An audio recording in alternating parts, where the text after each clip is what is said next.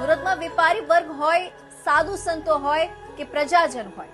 તે લોકો પણ આ પ્રાણ પ્રતિષ્ઠાને ખાસ પર્વની જેમ ઉજવવાનો પ્રયાસ કરી રહ્યા છે। ત્યારે સુરત શહેર diamond city, dream city, textile city તરીકે તો જાણીતું છે જ, સાથે સાથે કોઈ પણ તહેવાર હોય ત્યારે સૌથી પહેલા આવું આયોજન સુરત શહેર દ્વારા કરાતું હોય છે।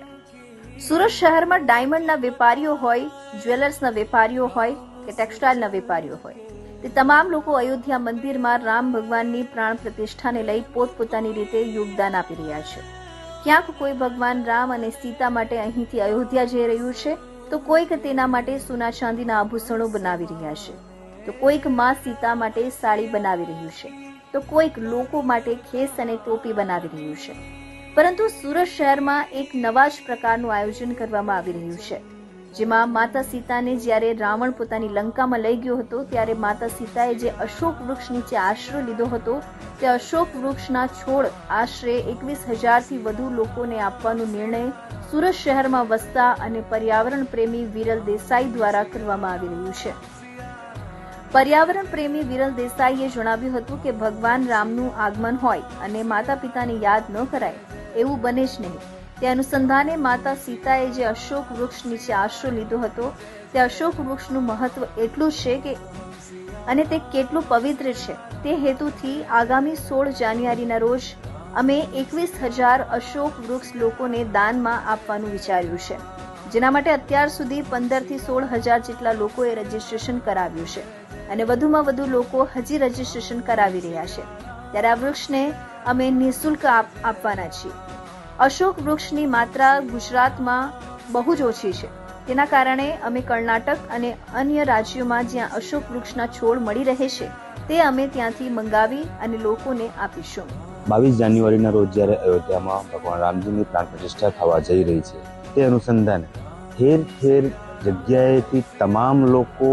આ ઉત્સાહમાં ભાગ લેવા જઈ રહ્યા છે। ત્યારે આપણી સાથે સુરતના પર્યાવરણવિદ છે વિરલભાઈ દેસાઈ, આપણે એમની સાથે વાત કરીશું કે તેમનું શું આયોજન છે, કઈ રીતે તેઓ આ પર્વને જોઈ રહ્યા છે। જી, એટલે પર્યાવરણની દ્રષ્ટિથી હું એવું ઈચ્છું છું કે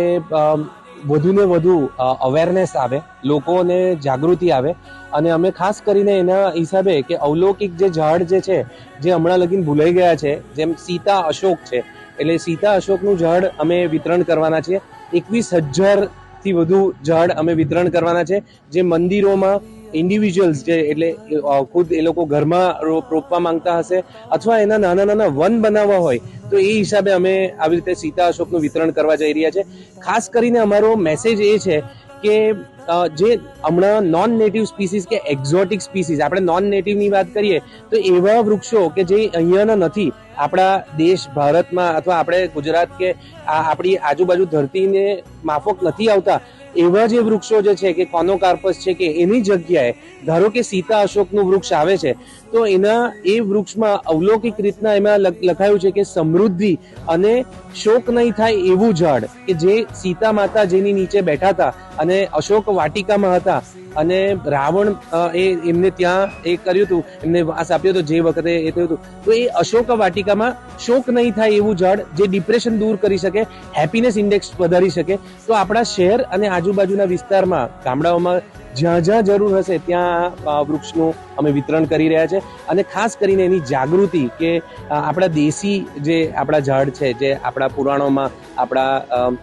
વેદોમાં અને બધામાં લખાયા છે, એવા ઝાડ વધુને વધુ લાગે અને આવનારા સમયમાં આપણી આવનારી જે પેઢી જે છે એને એનો ફાયદો થાય। બસ એ જ હેતુથી આ 21,000 વૃક્ષો ભગવાન રામના જે આપણે સ્થાપના થઈ રહી છે આપણે મંદિરની, તો એની સાથે સાથે આપણે કહીએ છીએ કે કણ કણમાં છે રામ, તો એ ખરેખર અંશમાં કણ કણમાં રહેશે રામ અને એ બધાને ફાયદો આપશે। બસ એ હિસાબે વાત કરશું।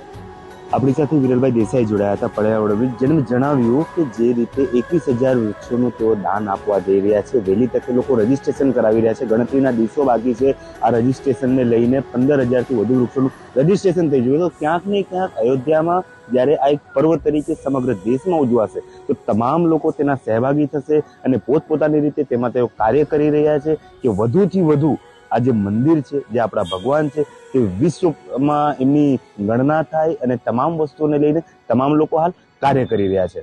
કેમેરા પર્સન રવિ વેંડે સાથે હું અમિત રાજપૂત, ઇન્ડિયા ન્યૂઝ ગુજરાત, સુરત।